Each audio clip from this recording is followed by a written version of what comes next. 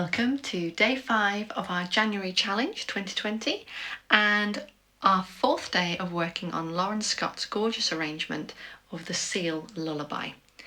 And we will carry on today from the end of bar 23 going into 24 onwards and learn our next 8 bars. So these set of videos are the slightly faster paced learning set.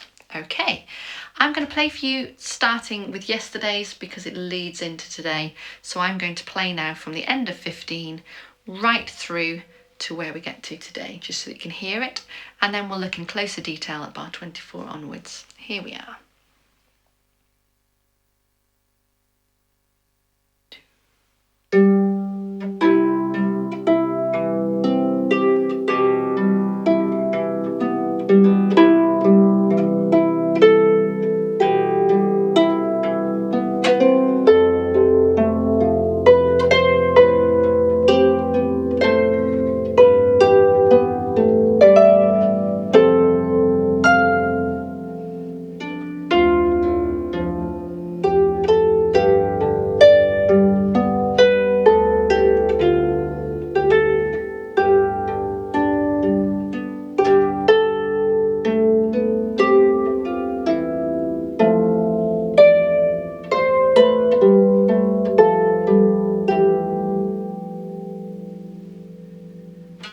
Okay, so looking then into today's learning, we're going to start with the final quaver at the end of bar 23.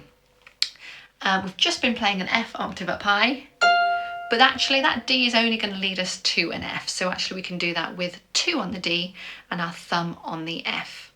And we go D, F, and we come off after that. So with that being a nice thumb note, let's have a lovely gap between our finger and our thumb and really bend that beautifully in. Then we have G, A, G, D. So I'm going to place 2 and 1 on the G and the A, but I'm going to swap to a finger 3 on that G so that my thumb can reach up to the D. So 2, 1, 3, 1. Okay. Then I have B, A, G, F. So that's 4 in a row, even though we're going over a bar line. So I can get all 4 on. And then I'm going to place 2, 1 on the G-A. Now, I could really try to get that G back on, but the feel of this, da-dum, it actually wants to be let go. So actually let's not try and place into the G over the bar. And then I'm going to place 1, either 1 and 2 or 1 and 3 to get down to that D. Okay, technically that size of gap would be 1 and 2, but having just gone that 2, 1 and made a good point of bending in, it's actually easier for my hand anyway to open up to the 3 there. Okay, so that's the first 4 bars with the right hand. Left hand underneath that. The first bar there, bar 24, we've got another one of these stretched out shapes. So the would be an octave and a 5th, but instead of the octave, my thumb is coming up higher to the F. So I've got D and A with my 4 and 2, and my thumb is reaching up to the F.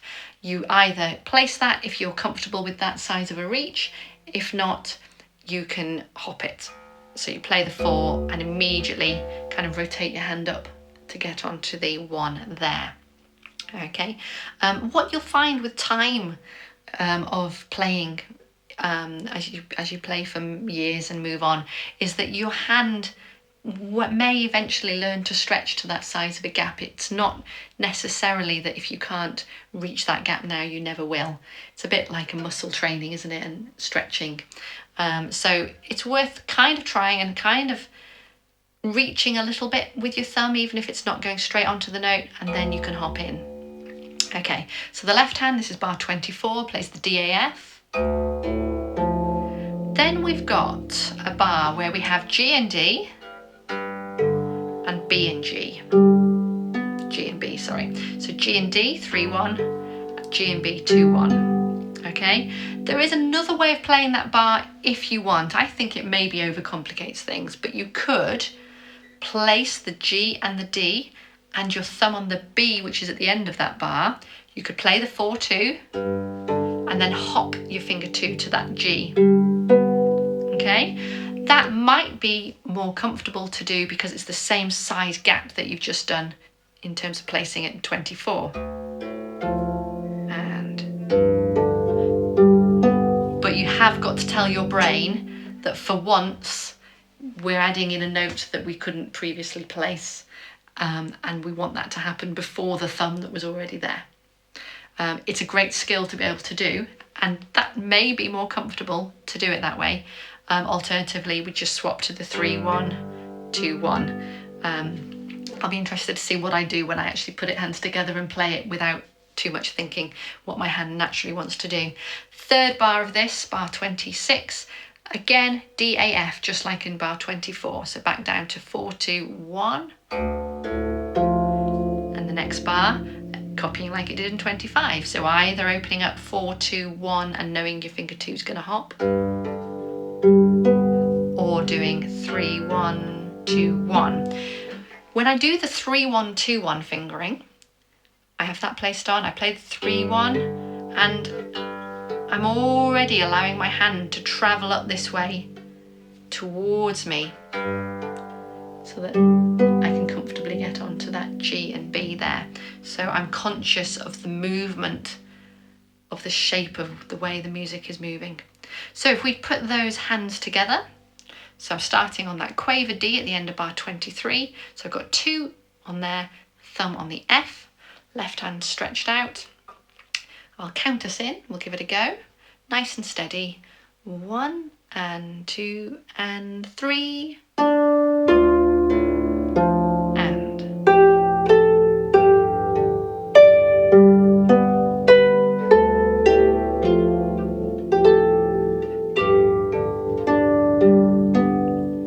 Okay.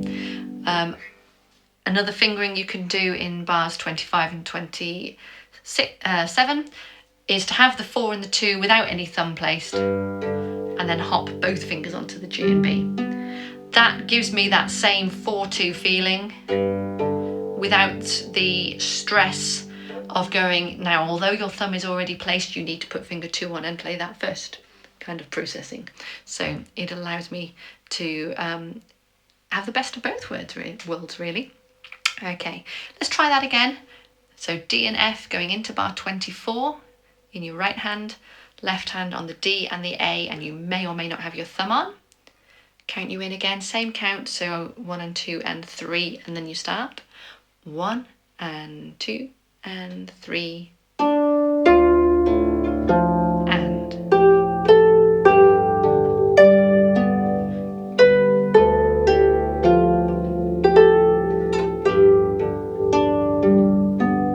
Okay, we'll carry on. Right hand goes to G and A.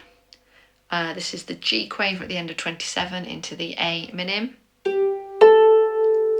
Then we're going to move down. We've got G, F, E down to an A. So if you can, you could place your 4th or be reaching for it.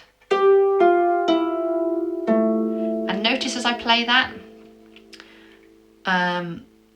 interestingly, as I reach, my little finger really does stick up. But having got my 4th on, I allow my little finger to drop so that it's going to encourage that 4th finger in.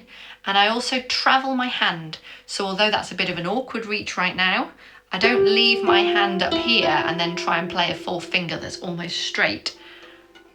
I take my hand over it, and then it's just nice and easy for it to just pluck into the hand there. Okay, so if we just put those together, the GA at the end of bar 27, 2 and 3, and 2 and. Then I leap up, I've got D, C and B. The B's are dotted crotchets, so I'm going to allow that to give me the space to move to what comes next. So D, C, B. I'm just going to move to 1 and 2 and allow my hand to travel with me. A, G. Okay, so put all of that together, just the right hand, lead into bar 28, G and A. Ready? 1 and 2 and 3. And 2, and.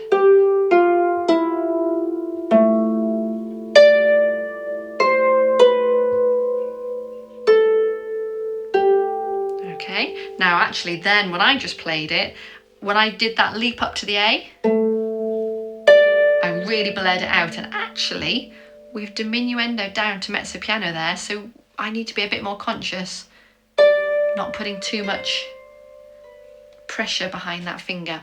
So again, it's like I mentioned, I think yesterday, didn't I, about the leap up. Having played this A here and being conscious that I've got to leap, I put a bit of a panic in there, I think, a bit of a panic. And I bled out that D instead of just gently allowing the phrase to come to an end there. Okay, left hand in 28, A, B, C, down to E, F, 2, 1. And then I'm going to have my thumb on the A, finger 2 on the G. I play my thumb, put it back on, move my finger 2 down to the F, move my thumb down to the G, move my finger 2 down to the E. Okay, bit murky. I might play it a little bit lower the middle of the string. Still quite resonant, but it might just take a little bit of the edge off and make it a little bit cleaner. So if we put hands together from the end of 27, okay, 1 and 2 and 3 and.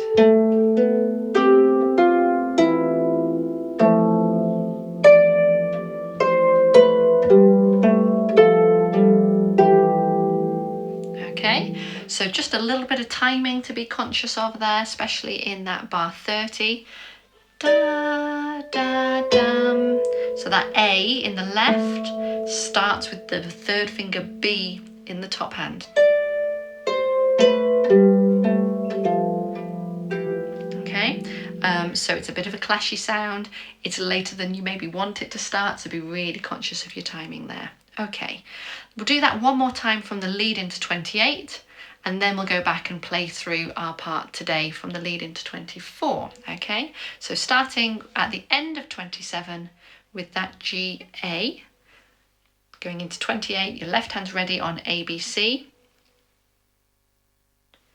1 and 2 and 3 and.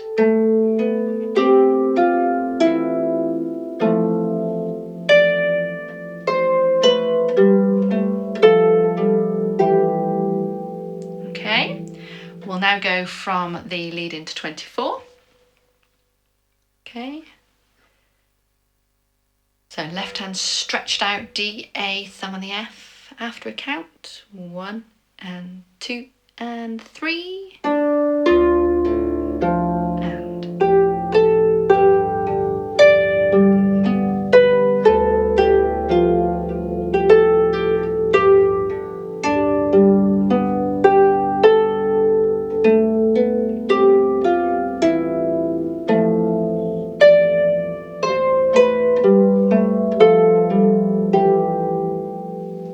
Okay, be really careful in 28. So often the left hand starts at the beginning of the bar and is playing on the second quaver of the bar as well in this piece. But in bar 28, and there's a lot of time all of a sudden, and it can almost catch you unawares, and it can be tempting to go. It's not how it's written, so be really careful there. Okay, to finish today, I'm going to jump back to the lead into 16, which is what we learned yesterday, and we're going to play all the way through from yesterday through into today, which is the beginning of, it's like the first verse, if you will, of our Seal Lullaby. Okay, and this would be a good place to mark for coming back to play along. So I'm going to go from the third beat, the final beat of bar 15, which is a G in my right hand, with my thumb ready on an E. My left hand's going to hover over the C, and my thumb G is hovering ready. My C's firmly on, my thumb is ready for the G. After a count, 1 and 2 and.